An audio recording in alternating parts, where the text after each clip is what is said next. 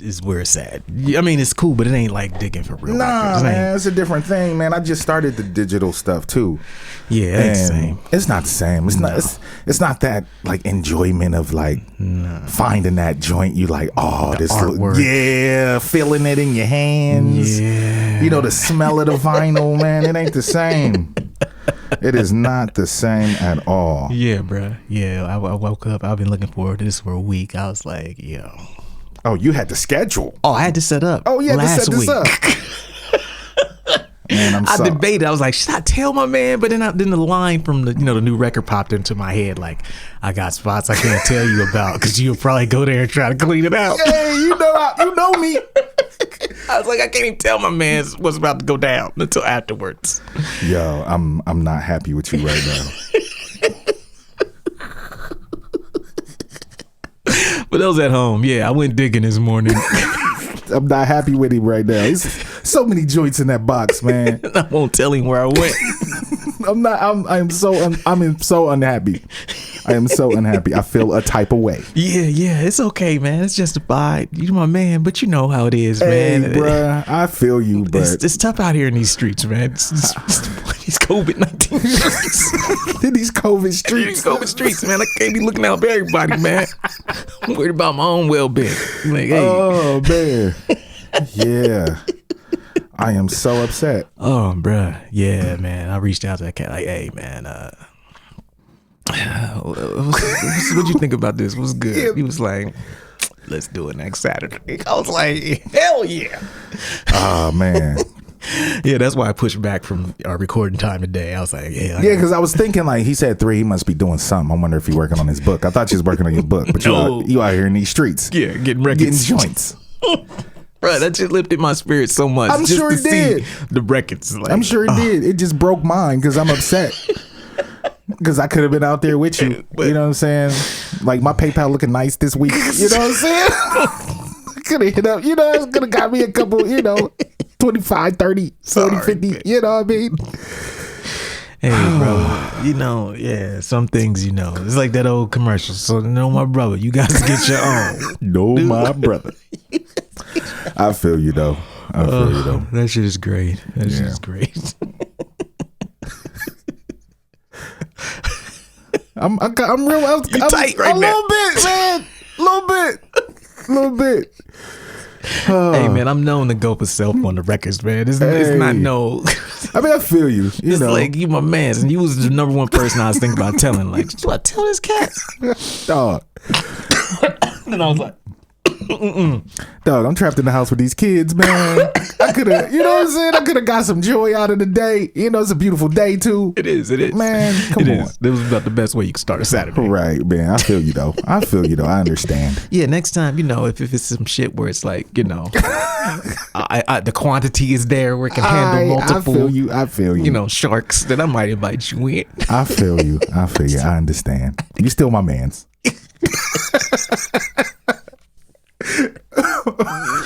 Yeah, I had to go for Delta, man. Oh, man. Yeah. Especially on some dollar shit. It was like, let me just. Yeah, I feel you. And You see. man. Yeah, it's plentiful. I don't know where you went, but shit. I wonder what you didn't get. Right. I tried to take everything that was good. Everything I saw that was tight. I'm like, let me get this. I probably would have done more. It would have been more. Yeah. But yeah. Super duty tough work, man. Word. We still, we can't be quarantined. Can't be stopped. We still gonna podcast. We still gonna get these records. For those of you who are following me on Instagram, you can see the pictures, I took of the days. Yeah, and it's just you in the room too. It's just like mad records and you. Yeah, that's it. I'm upset. The more I think about it. All right. I'm saying it was a dolo mission. It was a dolo. I see you. I feel it. It was no. I feel it. For self, man. I feel it. Mount Philadelphia's helping you. He's not helping you. Trying to get this Lexus, son, plus the cellular.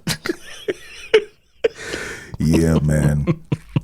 Word. So what we got today? Oh, today, man, we're gonna talk about the post-pandemic skill set. Interesting. This conversation is going to be a 2-part conversation. All right. But a part of this conversation was sparked. I had a conversation with Sadiq from Rhyme Sayers a couple days ago. and we were talking about like what they were doing and what I was doing. It was very similar. And so we're just kind of talking about just like what artists need to be focused on and what set of skills is going to allow them to be successful through this and on the other side of this thing that we're seeing.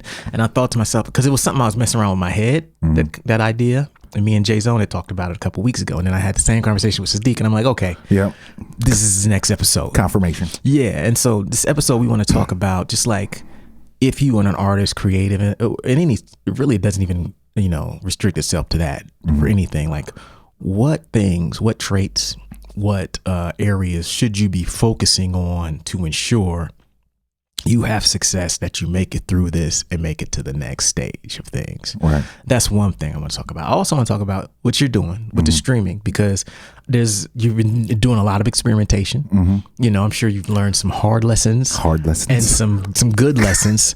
And so I'm going to interview you. Okay. All right. For the first half, we're going to talk about just like, what you're seeing, what you're doing, what's working, what's not, what's encouraging, and just like, and I think this whole thing, because you're doing some of the things that I think an artist should be doing during a time like this. They should be experimenting and seeing what works, what doesn't. Right. And I think this, this should hopefully let the people at home, know what they should be doing and what to focus on. I feel it. Okay, so we'll take a break. We got you stuck off the realness, the most infamous. You heard of us, official podcast murderers. The show comes equipped with viewpoints to share, grown man ideas for all those who care and want to grow. So go ahead and download every single week with a brand new episode. You're not alone in this world, cousin. So we share information and honest discussion and keep repping the culture like we supposed to. They spread gossip, but they never come close to. I can hear it inside their tone. They talk about the industry, but never left their home. You get laced up with bullet points and such, plus empowering topics that they never would touch. You can put your whole network against the team, but Super Duty Tough Work's the MVP. Most valuable podcast on MP3. Priceless info, but all of it's free. So take these words home and think them through. Super Duty Tough Work is coming at you. You are now listening to Super Duty Tough Work with your host, Blueprint. Raw and uncut. Adult conversations. No shucking, no jiving, and no bullshit.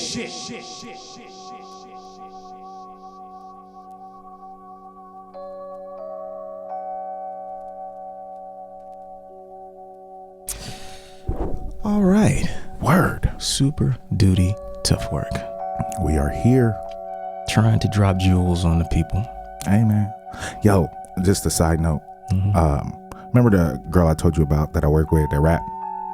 I remember one singing. I don't know if you remember you telling me. Well, the girl I work with raps, and she started listening to our podcast. Oh, word. And she went out and bought this equipment. Like, she got serious? Yeah, she got it super serious. She's like, y'all's podcast is so inspiring. Like, that's dope. That's dope. That's real dope. Yeah. So I guess in that case, it doesn't hurt to have a coworker who knows what you do. Right. This right. is one of the good scenarios. In that instance. Yeah. Yeah. That's dope. Okay, so what we want to talk about first is like what you're doing. For those of you who don't know at home, Illogic he is one of the people who have tried to adopt streaming as a part of his platform now, dealing with just communicating with fans. It's all new, know, because you weren't really streaming prior to this. No. And you've been through, this is the third week in a row. 4 weeks. 4 weeks in a row. Yeah. He has something he calls B-sides and Beats and B-sides. Beats and B-sides, yeah. Every Friday night, right? 8 o'clock or whatever. Yeah. And I guess I want to interview you and just kind of pick your brain about like, okay, if you were to compare your first streaming experience with now, what have you seen? The fourth one. Well, for one, just going from first to now, just having better sound.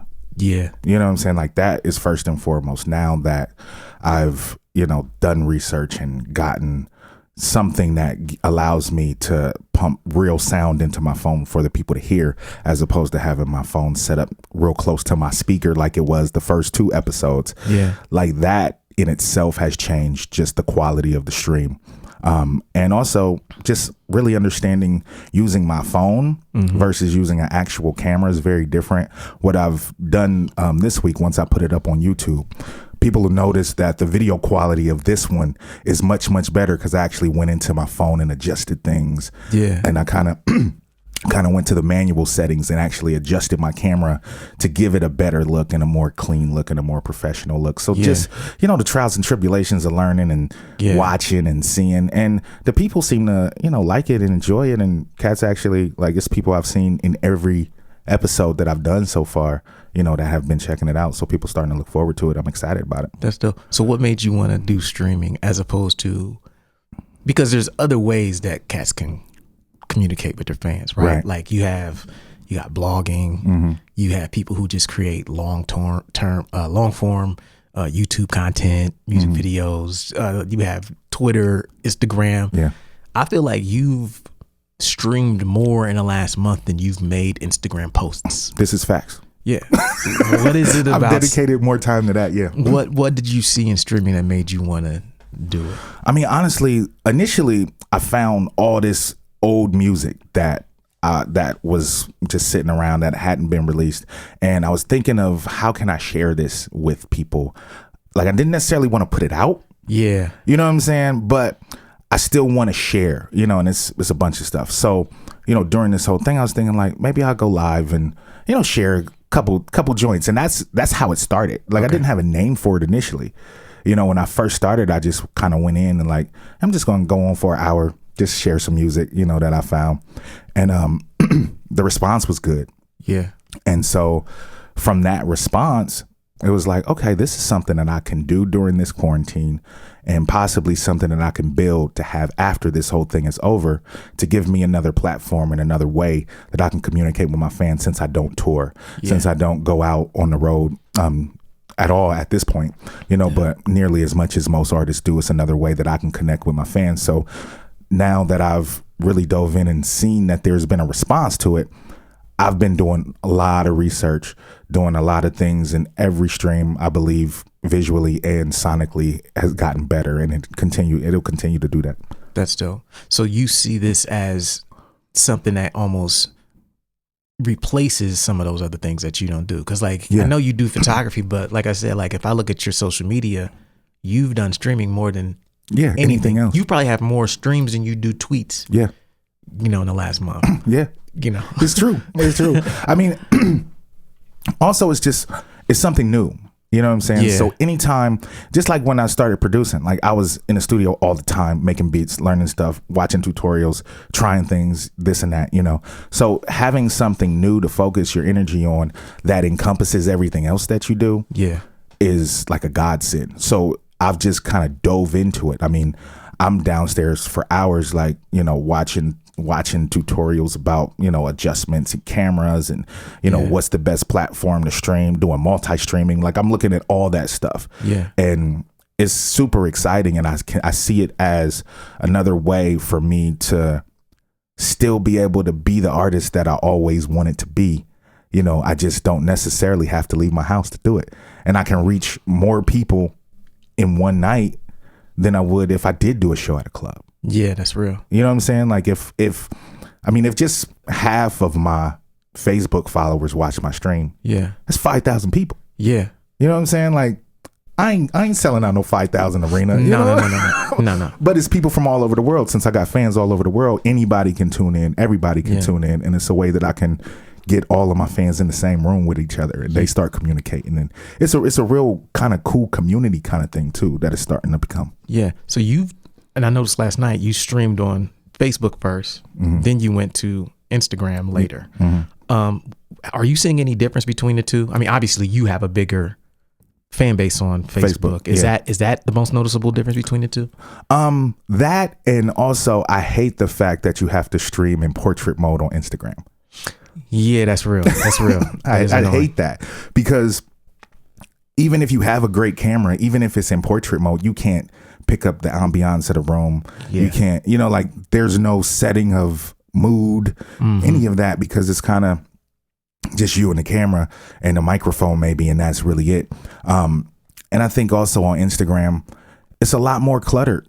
than Facebook is right now. Yeah. You know, it's not as many people as, you know, big people, you know what I'm saying? Like that are streaming on Facebook. And like you said, most of my I have about 10,000 followers on my Facebook page. So why wouldn't I go where the more people are and the people that actually really want to see me and will engage with me on a regular basis. Whereas you feel like Facebook is a little tougher because of Instagram is a little tougher. Instagram a little tougher, because of that makes sense to me. I was thinking the same thing when I saw it last night. I was like, oh, it's cracking on Facebook. But now I was like, but you did 2 different streams last night. You did the encore, or did you syndicate the first one? Nah, I did encore. That's what I thought. I did 2 different ones because the first one on Facebook, because people were really into it, it was an hour and a half. I saw that because I was like, I didn't get there till like 5 minutes left, and then I was like, oh, well, she about to wrap it up, and he was like, then I had it sitting on my phone while I was working. I looked up, 30 minutes went by since then. Yeah, so you went from 8 to almost 10 o'clock. Yeah, and then you came back and did what, another hour on Instagram? Another hour on Instagram. Wow. Yeah. You a madman out here with streaming, man. Was you just in the zone? What made you go 3 hours? You was just I'm trying to see, and like you said, I'm trying to see the differences. Testing. I'm trying to see the nuances of the different platforms, because one thing that I've noticed in the research that I've done there, because of how Instagram streams in portrait mode, multi-streaming isn't necessarily available on Instagram if you're going to the other platforms that stream in in widescreen. You know what I'm saying? So it's definitely different, and you can do it, but people will have to turn their phone sideways. The comments will be, you know what I'm saying? So that'll be all weird. So like, I'm trying to test the waters and see what's the better platform, how I can eventually multi-stream on everything that I want to, and if it's worth it to get into Instagram, because Instagram is so saturated with everybody trying to stream. And plus, Instagram isn't the best platform for streaming out of the ones. Yes. Like Facebook, YouTube, Twitch, like those are actually made for it. So those would be the better platforms that actually have a visual impact as well as, you know, sonically and everything. Yeah. So when you're streaming, have you figured out the commerce side of it yet? Like how you're going to direct people, or are you still figuring out what the platform is? Have you thought of a strategy? Okay, for how am I going to send people to the site or anything like that? Well, that's in the works. Like right now, I'm really more working on the presentation of it. Okay. And making sure I get that, you know what I'm saying, to a point where it's worth, you know, monetizing. Yeah. You know what I'm saying? Like I want to get it to a point where people are watching it like, yo, this shit is dope. Like, yeah, I want to support this. You know what I'm saying?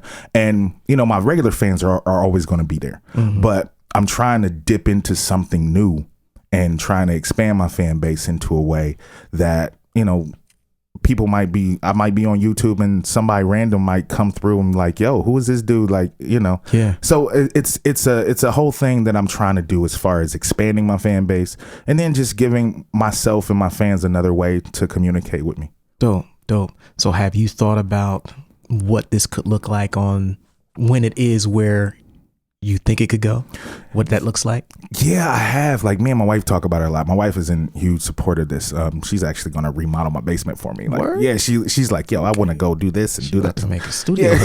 Yeah, build a set. Yeah, she about to make it nice. Yeah. But yeah, I've done a lot of thinking about that and what I want it to look like and the possibilities of it. Possibly, you know, not making it a standard like Fridays at this time, but doing it once I get more into it and I got people actually following me, I can stream whenever I want. Yeah. You know what I'm saying? And so it may get to a point where it's something I do like Saturday afternoons. Yeah. You know what I'm saying? And have them follow it. And also, you know, getting into the place where I can create pre-recorded content that I can send out to stream whenever I want to. I can schedule it, you know what I'm saying? And then I'm not locked in the basement and locked to the camera. So I'm looking at all of that stuff and looking at the future of it to make it something that, you know, people enjoy and people look forward to and people actually want to do and want to check out. And yeah, man, I'm like so super excited about it. Yeah. So outside of the sound issue, what's been the biggest challenge? Honestly, just keeping people interested. You know what I'm saying? Like, even you mean like once they're on there, keeping them there. Yeah, keeping them. Because it's kind of like a DJ. Yeah, in a dance floor. Yeah, Yeah. It's like, if you empty the dance floor, it's hard getting them back. You know what I'm saying?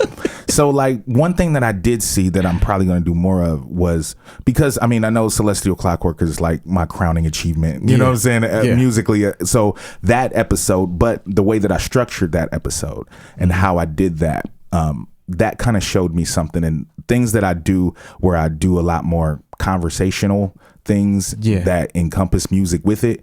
I think those things I've seen kind of keep people engaged because it's interesting. Yeah. And it's not just me playing music. You know what I'm saying? Like they can hear music at any time, even if it's music they never heard. That's not always interesting. Yes. You know it's not engaging. It's not engaging. Yeah. So, just little stuff like that, just really like switching the content up, learning more about, what kind of content I can do, and really thinking about how far I can take this, because the possibilities really are endless. Yeah. Yeah. And like you said, you don't have to leave the comfort of your home to reach people. Right. Which is tough for an artist who doesn't tour. Right. Exactly. Exactly. Whereas I can say, oh yeah, I tour, so I'll just go out for 90 days and do 70 cities. Right. And I can see the people. Right. But yeah, it makes sense. You can touch more people, more of your people that way. Yeah. And like you're saying, probably more than you could in any other city on any night. Exactly. So yeah, so why not do that? That's dope. Yeah. Okay. We'll take a break and we'll be right back. Work. What up, everybody? Blueprint here to let you guys know that all 3 of my books are finally back in stock. That means right here, What a Night. This book is back in stock. It's $10. This is a book about the worst shows of my career. That's 10. Word is Blog Volume 1 is back in stock. That's $10. And also, The Making of Adventures in Counterculture. This book is about my Adventures in Counterculture album. If you have the album, you love the album, you should have the book too. That's $10. All 3 of these books are back in stock for $10 each, or you can get all 3 of them for just $25 right now on waitlist.net. That's all I got today. Thanks for your support. Peace.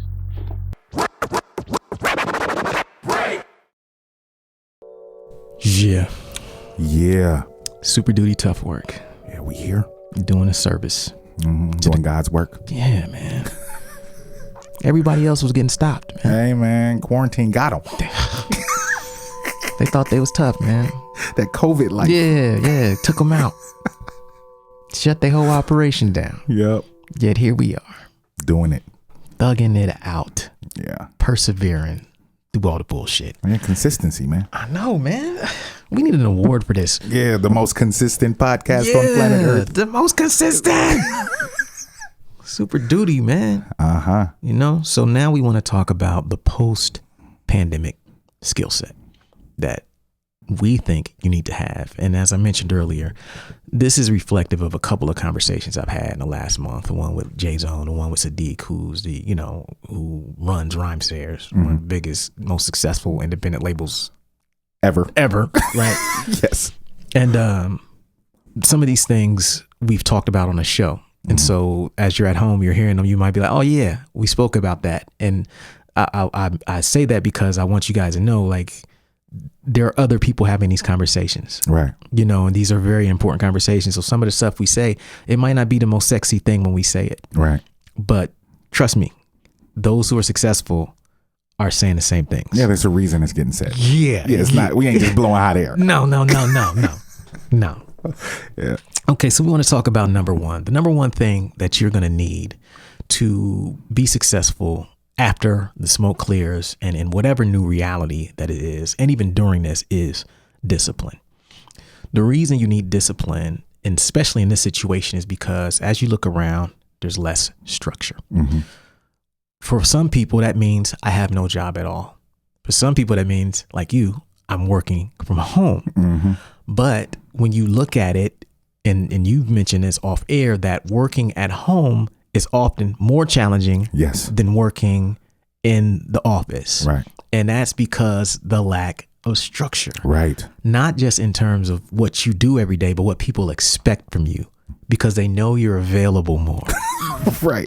You ain't going nowhere. Same thing applies to someone who doesn't even have a job, right? If you're not employed right now, you got laid off through some, messed up circumstance, you're sitting at home. And it's very tempting to get pulled in every direction. Right. Because you don't have anywhere to be. Yeah, and you just want to do something. Do something. I just want to be busy. I get it when I get it. Right. I do it. Right. Who cares when it gets done? I don't got no job. Right. This is real, but understand, for people who are in those situations, you're actually in a more difficult situation than someone who has the job and the structure. Right. Like, freedom is not necessarily found in, having no structure. Right. Freedom is when you have structure and you can operate within those confines. Right. Right. Like, you can move how you want. Thank you. Like, you just can't get on a piano and play anything and it sound great. Right. You have scales, chords. Yes. And this is the structure within which you operate. Life is very much the same. We're not saying that you can't do what you want to do sometimes, but you have to operate within a certain framework. And right now, that's very important because the way life is set up, if you don't have structure in what you're doing and what you're dealing with right now, you're going to miss a golden opportunity. Oh, yeah, definitely. You're going to squander maybe one of the only chances you have to build something new, to get ahead on that project, to actually start on that project that you got, and to just take advantage of this unique circumstance. Yeah. I mean, it's like the structure thing is something that I had to explain to my children because they didn't understand the fact that they didn't have to go to school, but I was still waking them up like they had to go to school. Yeah. Because I didn't want them to get out of that mindset of I have something to do. I have work that I have to do. I have something that needs to get done by a certain time. And I'm not just going to let them sleep till noon on a Tuesday when they, what I'm saying? When usually they would be in school, they would be getting their work done and getting their studies done. So we had to definitely implement that with them to keep them in the right mindset and not just, I'm just going, I can do it whenever I want. You know what I'm saying? I can turn it in because they can, honestly. Yep. You know what I mean? They can do the work at 9:00 at night as long as it's in by midnight. The teachers don't really care. Yeah. But they still need to have that structure or else it's going to be chaos. Yes. Yeah. Yeah. There's a guy, I think his name is Jocko Willenick. He's like a ex-military guy, Marine. He's got a podcast. He's been on Joe Rogan. He's got a saying. He says, discipline is freedom. Yeah. And it's kind of contrary to what a lot of artists tend to tell themselves. Yeah. They try to tell themselves that the ultimate freedom is having no structure, no discipline. Yeah, I can do whatever I want when I want. Doesn't matter. Only when I'm inspired. Yeah. Only work when I'm motivated. Nah. Only work when I'm feeling it. Yeah. It's bullshit. And people want to debate you on this, but you don't. The fact that they only debate you because they haven't truly dug into what successful people do. Right. And that's something that writing this book has really reinforced. Like, I thought I knew, but when you're reading 50 pages of interview transcripts, right, you really get to see what makes people successful. And there's not a single person that did not have discipline who made it to the top of their craft. Yeah. And that doesn't mean you have to sit down and, I'm going to write 16 bars from 8 to 8:30. That's not what it looks like. No. Discipline it doesn't look like forcing yourself to do exactly this specific, tiny, minute thing. It's setting times for certain things during your day and sticking to that so that you can attack everything that's in your agenda and move forward on everything. Yeah, man. Like, shit. Last night, I didn't feel like streaming. Oh, yeah. Dog, I was operating on 3 hours of sleep, had a busy day at work. I didn't even get done with my work for the day till like 6:30. Yeah. I didn't feel like doing it, but discipline. You know what I'm saying? Like, I got to continue and be consistent with it in order to build what I see in the future. Yeah. And everybody needs to do that. Whether you're an artist, whether you're just a regular person, discipline is definitely the key to freedom. Yeah. Yeah. And think about this, like, for everyone who's sitting at home making the most of this time, creating, I'm seeing a lot of people doing a lot of dope stuff right now. There are a gang of artists who are not. Yes. And when whatever this smoke clears, who do you think is going to come out of the gates the hardest? Oh, yeah. The cats that's been working. Yeah. Yeah. I'm sitting over here 99.9% done with my book, 99.9% done with my album. I started another instrumental record, even though I had one done. Yeah. I'm redoing my website. It's time, man. Yeah, it's time. Like, we're just waiting on go. Yeah. To drop all of this stuff. Some people are not even starting. Right. So you're going to be competing with people who have maximized all this time. Yeah, months of just hibernation. Yeah. Just being in the cut. Bro, I work on my book for 2 hours a day. Yeah. That's it. Yeah. Those 2 hours, I'm going hard. But if I go over that and I just start getting too obsessive with it, I'll be up till 4 a.m. Yeah, yeah. I got to put it down after 2 hours so I can do my other stuff. But then that means 6 to 10, I'm in the studio. Mm-hmm. I'm working on my craft down there. You know, I'm working on the business 9 to 11 a.m. every day. Mm-hmm. That's what you're up against. Yeah. There's people just like me who are way more successful than me. Right. Like you're competing with them for attention. Yeah. You know what I'm saying? For product. One of the biggest ways to separate yourself is to be disciplined. Definitely. That's number one. Okay. Number two thing that you need to have during this post-pandemic climate is long-term planning. Yeah. Right now, we can't really say what's going to happen. Nah. We have no idea. Nope. However, I got a plan. Shit. Mapping some shit out already. If this happened, then I'm gonna do this. If this don't happen, then I'm gonna do this. See? Hey, come on, bro. we got a layered plan. Yeah. It's tiered. It's Yeah, like multi-tiered. It's straight up multiple choice out here, bruh. It's a choose Right. your own adventure. If this happened, we go here. If this happened, we go here. Mm-hmm. That's exactly what's going on right now, but only among those who are thinking long term. Yeah. You see, what you're gonna have people who are thinking long term, and they have a plan that has multiple options that they can switch to at any point, depending on what happens. And then you have the people who are gonna wait until the new reality is formed. Yeah, and then they gonna try to fit in. They gonna try to get in where they fit in. Ain't gonna be no room left. Nah. Ain't gonna be no room. You can be chasing at Yeah. that point. You don't want to be chasing, trying to formulate a plan. Okay, this is what I see all of them doing now. Let me do that. No, it's too late for that, bruh. Yeah. Now is the time to be thinking long term. And by long term, this is an example just from my career. Me and my booking agent started booking my next tour in January. End of December, we were talking about it. January, we had a routing. We were trying to book this tour for when? September. Right. Now that's 8-9 months.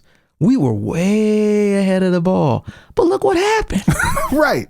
Canceled. Canceled. No holds. No hold, nothing. It's all gone. He was like, hey, man, it's over, Brent. It's a wrap. It's a wrap. Yeah. I'm not even going to talk to nobody no more because no one's there. Everything is closed.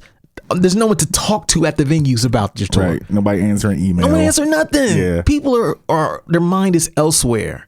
But that doesn't mean that I stop moving. Right. I'm still moving. I'm still working on my record. I'm still working on the book. I'm still planning. So it's not a matter of if I tour. It's when I tour. Exactly. If that routing has to be moved from September to January of next year, that's what it got to be. Yeah. But there is a long-term plan in place. And that's what I'm trying to tell everybody. It doesn't mean that you know the future. Yeah, no. You know, I made a post about this, something like this on my Twitter, and some guy like, well, you can't guarantee what happens in the future. Life just happens. I said, I'm not trying to guarantee what happens in the future. No. I'm trying to reduce the amount of work I do and maximize my chances for success. That's what planning is for. You're not guaranteeing your future. It's called planning. Right. And plans have contingency plans. Yeah. And just because you don't know how it's going to play out don't mean you shouldn't plan for the best case scenario. Right. You set yourself up. You put yourself in position for the most success. That don't mean that everything is going to go right. That don't mean everything is going to be perfect. But if just a couple of these things go right, yeah, I might be sitting all right. Thank you. You know what I'm saying? If everything go right, then I'm killing shit. Thank you. You know what I'm saying? But I got a few things that I got in the fire. Yep. And if a few of them pop off, then I'm gonna be all right. Yes, that's it. That's it. Because you have a plan that is multi-layered. It's like, okay, this is option number 1. If that don't work, option 2 is right there. If option 2 don't work, imagine if all 3 of them go right. Oh man, you're killing it. Right. And if all 3 only go average, you're still ahead of the person who thought that they could freestyle their way through this whole shit. Yeah. Freestyle their way through life. And it's always people who, when I start talking like this, they believe that I'm having a conversation about the creative process. Hell no. It has nothing to do with being creative. That. I don't give a shit what you do in your studio. Right. When you write, when you make, I don't give a shit. You can fucking smoke crack and make beats. It wouldn't bother me at all. Right. I wouldn't critique your creative process. But I'm telling you, once you get done smoking crack, then what? Then what? Then what? What's your plan? What's your plan? What you doing Smoke with that? more crack? Yep. Then try to no. You need a fucking plan. You need some structure. You need to be thinking a year ahead, 2 years ahead. Like, okay, how can I make enough music to where I can make a plan? Right. That I can execute a year from now. Right. Like how much do I need to do right now for the next 3 months to create a plan that's a year out? Yeah. That's the kind of conversation you need to have. And I know that we're in a society where overnight success is pushed. Oh God. And the myth of it. That's right? all it is. That's what social media is. Social media is where that became like this. Oh, if I can just get enough Instagram followers, if I can just get enough Facebook followers, then I'll be rich. I'll be famous. Nah, bro, it don't work that way. Even those people, a lot of them had plans. Yes. You know what I'm saying? Like something just cracked. Yep. One of those plans cracked. You know what I'm saying?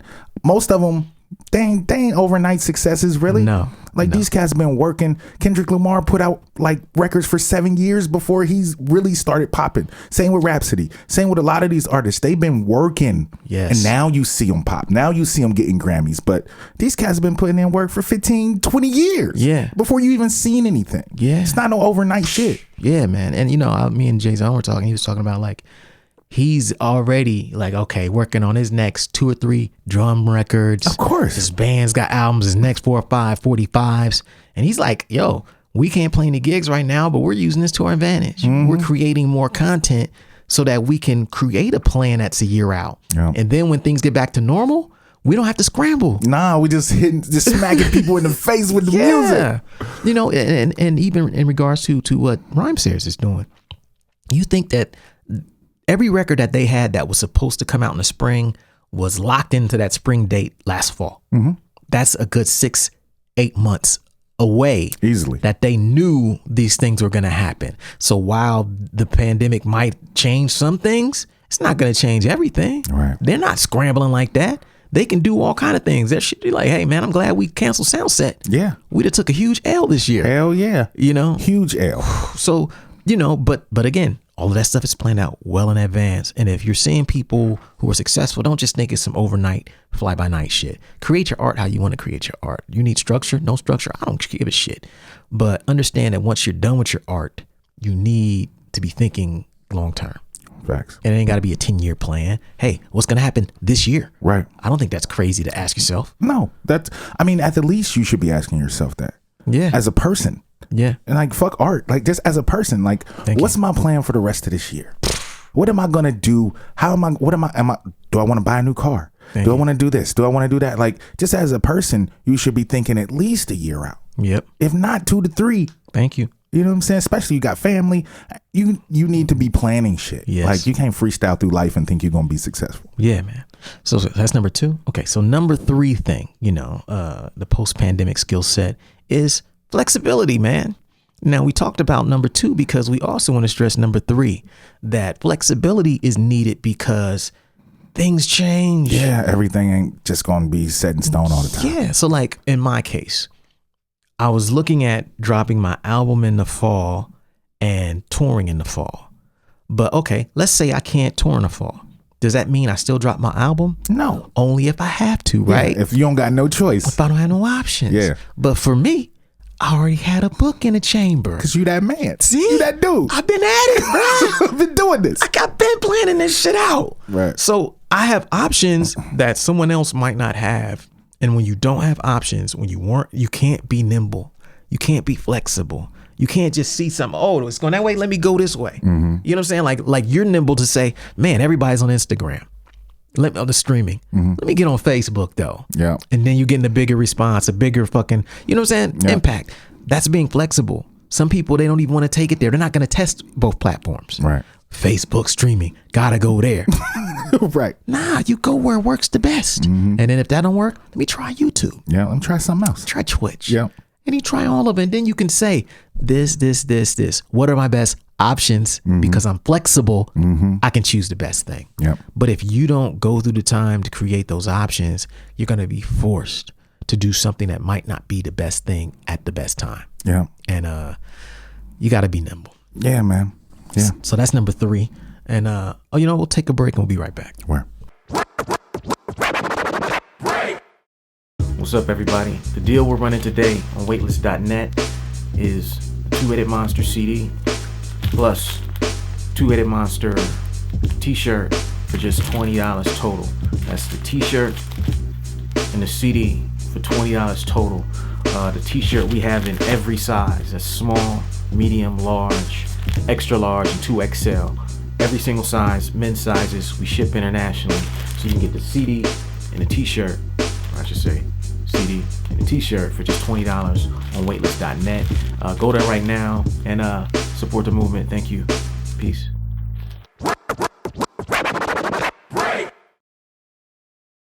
All right. Super duty tough work. Most infamous, most informational, most edutainmentable podcast on the podcastable networks. Blueprint and Logic. We're talking about the post pandemic skill set. What you need to know. Yes. What you need to be focused on moving forward for these uncertain times and during them and after they end and things go back to whatever normal looks like. Yeah. This next one might be the most important. The next thing that you need to be focused on is your platform. Yes. Platform. Some people are new to this podcast. We've talked about it a lot in the past, maybe not as much recently, but your podcast is, if you think about platform, think about it literally first. The platform is, back in the day, if someone wanted to speak to a crowd, they would set up a physical platform. Right. Sometimes it would be a milk crate, and you'd stand on top of that and you'd preach, or you stand on a stone and you talk to the masses, and then we have stages. We have all of these things, but they're platforms. The platform is the foundation on which you use to communicate with the world. Yes. That's the easiest way I can put it. It encompasses everything from your physical means to your digital means, online. However you communicate, your platform is that. So for me, my platform could be Super Duty Tough Work. This is one aspect of my platform. Right. Another aspect is maybe my Twitter account. I'm pretty active on Twitter. Another aspect is my Facebook. I don't use my Facebook quite as much, but I still use it when records are ready to come out. I get heavy on there. I give it a break when it's not that time. Email communication. That's one. Email. A lot of people are heavy on the email list, direct mailing. Some people are heavy on Twitch, obviously streaming. That is a means of communicating with your people. It's a part of your platform. Blogging, printmatic.net. I have times where I blog pretty heavy and I'm getting ready to get back into that again. These are things that you use to communicate directly to your people. Some people right now some people are increasing their platform. Some people are diversifying their platform. Some people are doing nothing with their platform. They're ignoring their platform. Ignoring it, not communicating at all. Some people need to update their platform. But one of the cool things when I was talking to Sadiq a couple days ago, we were talking about the exact same thing. I was like, I'm trying to pour back into platform this year as an artist, because this is reminding me of 2008 when the first indie crash came, and that's when I started blogging. Yeah. And through that blogging, it led me to writing books, and I think I was able to strengthen my connection with my fans and keep it, and just led to so many other opportunities that helped me. And it helped me kind of build up the traffic that led people to my site to buy merch and shit that supported me even when I wasn't touring for 4 years. Right. And he was like, we're doing the same things at Rhymesayers. We're not necessarily focused on Fifth Element, because Fifth Element closed, or even the Rhymesayers website, as much as we are putting all of our manpower into boosting our artists' individual platforms. Right. So if you have a platform, whatever, Atmosphere, their own website now. Instead of I didn't even know that. Yeah, they got their own website where you can go and buy their own merch now. See, part of the platform. So you guys can go see this at home. We're not just making this up. But that's part of a strategy, because they understand that in times like these, you need a means to communicate directly to your people. Right. You don't know what's going to happen in the future. You can't depend. Well, many artists can no longer depend on reaching those people in person. Right. So whether your platform has to be developed, whatever it may be, this is the time to invest in it. You know, thankfully, I mean, we started this with the podcast last year. Right. We invested in this platform on the video side, whereas we had the audio side was going good. Yeah. Then the video side, we saw some bam. Yeah. And now we don't have to scramble because of all this is going on. Right. Just business as usual. Every week, every single week, brand new episode in your face. We got the snippets, we got the video content on Smash because we invested a year ago, right? That right now is going to be one of the most important things an artist can do. Invest in your platform right now. Yeah, like this really helped out a lot, like doing the 30-day challenge that we did. Yeah. Because luckily I had already did my website. Yeah. So my website was already up, and I was like, okay, now I got something new to add to it. I got some more content I can add to it. Yeah. You know what I'm saying? Like now I don't have to go into, I got to rebuild my website. Yeah. And I got new content, so I got to figure all that. Now I can just go in like, okay, now I just need to add this. See. You know what I'm saying? Like making plans, man. Yeah, you don't wait until it starts raining to fix the hole in your roof. Right. You know, you want to make sure your roof is good. When it's sunny, go make sure that joint is tight. Go up and fix that joint because now it's raining. And many people got a lot of water in their living room. Flooded. Your joint is flooded. It's bad in here. It's not livable. I don't like this house so much. You wading in the water in your living room. Because you let it go. You didn't renovate it when it was time, during the good times. Right. And now when it's bad, you don't have the time. Right. Or you don't have the structure, the discipline, or the money to do it now. Do it when things are good, because when things are bad, your platform will be your number one means to communicate with people. Facts. So that's number 4. Okay, number 5, and this is something we've talked about many times, and we'll reiterate it again. The number 5 thing, you know, that your skill set you're gonna need for this post-pandemic world is side hustle. Yes. How many people are at home right now with only one means of income? Yep.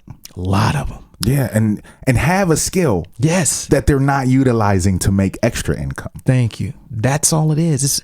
We're not saying you got to go out there and kill yourself, but having an alternate way to make money is way safer than having one way to make money. Oh yeah. And that one way falls, and then you don't know what to do. One reason I think that my life has not really changed during this pandemic is is because 4 or 5 months ago, I was shooting music videos every month. This is true. Yeah, I shoot one, boop, boop, boop. I was running around with the camera. Yeah. Then after that, it was, okay, I'll work on the book. Then it's like, I'll do this. I'll do my things change because my skill set is diverse. I allow my skill set or my gifts to create, seasonal income. Right. Every skill set has a season. Yeah. And there's time when I take advantage of it. And sometimes it's the season for music. And sometimes it's the season for writing. Sometimes it's the season for videography.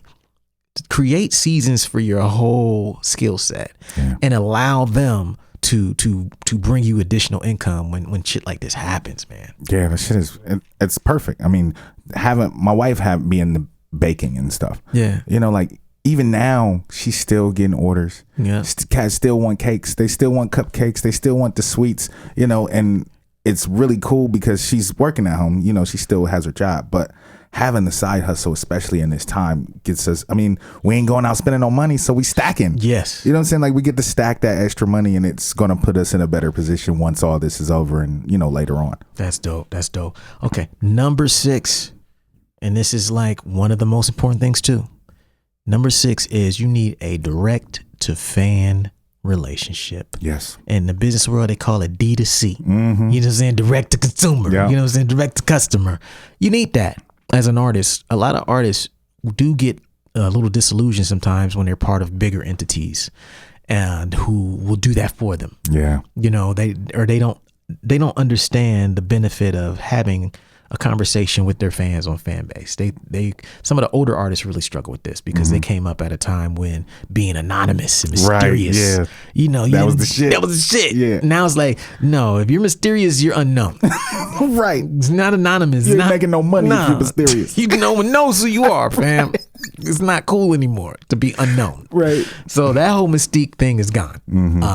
And now I think the reward is in having true relationships with your customers that are direct. Yes. And by direct, I mean, if I can send an email blast out that reaches 10,000 people, that's more powerful than me asking any website to do something for me. Right. Even though all 10,000 of people ain't gonna read the email at the same time, but I know that they're there for me because I have a direct connection with them, and I got their email address somehow. Right. They bought something or they signed up or they did something, but they're coming there directly from me. So like, even if that website dies that used to post features about me all the time, or look at the Columbus Alive in Columbus, we had this big weekly paper. All of a sudden, they're not even physical anymore. Right. If you were depending on that to get you pub for your next record, what if they're completely gone? Yeah, then what? Yeah, what do you do? What do you do? You have no platform. You have no direct relationship with your fans. You're stuck. You have no plan. No plan. So my advice is to artists is to early start creating ways to connect directly with your fans. Yeah. There are people, I watch people in the marketing and copywriting space all the time on social media and follow quite a bit of them.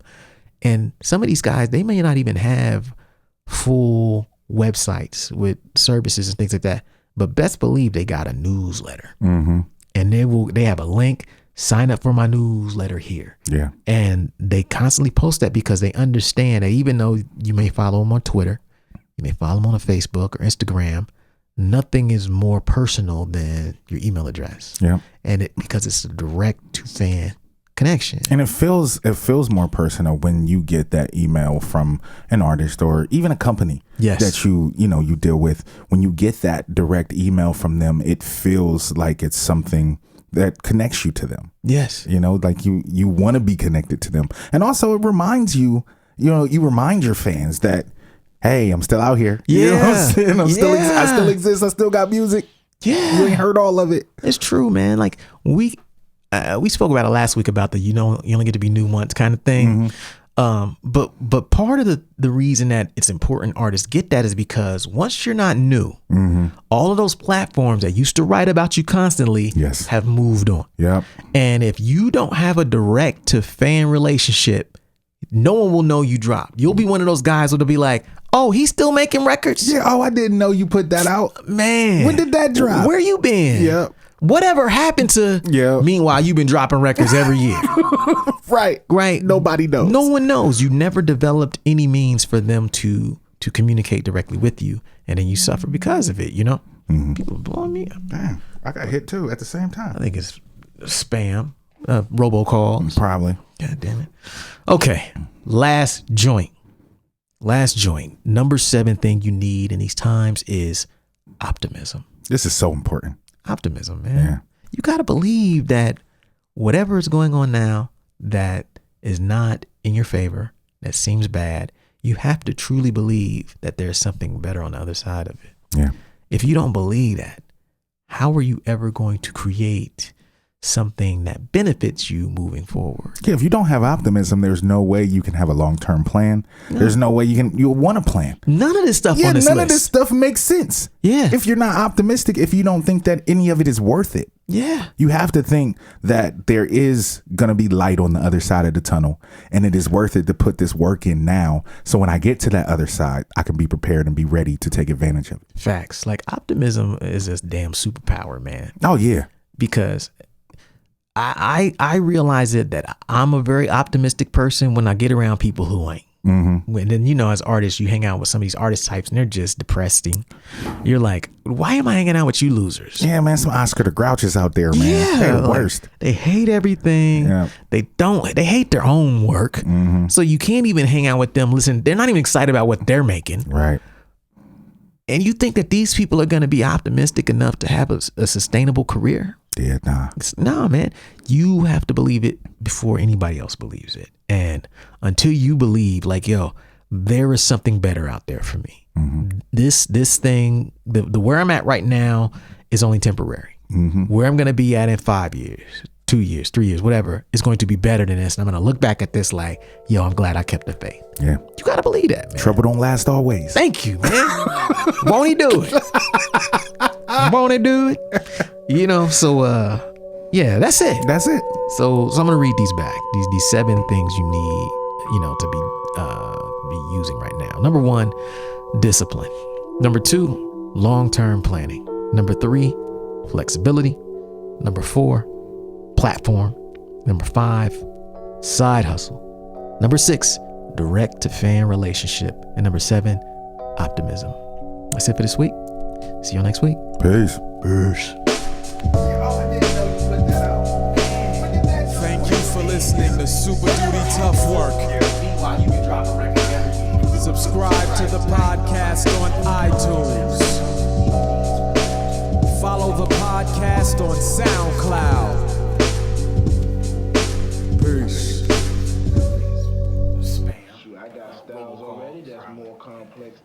Okay, last joint. Super duty Last tough work. joint. Number 7 thing you need.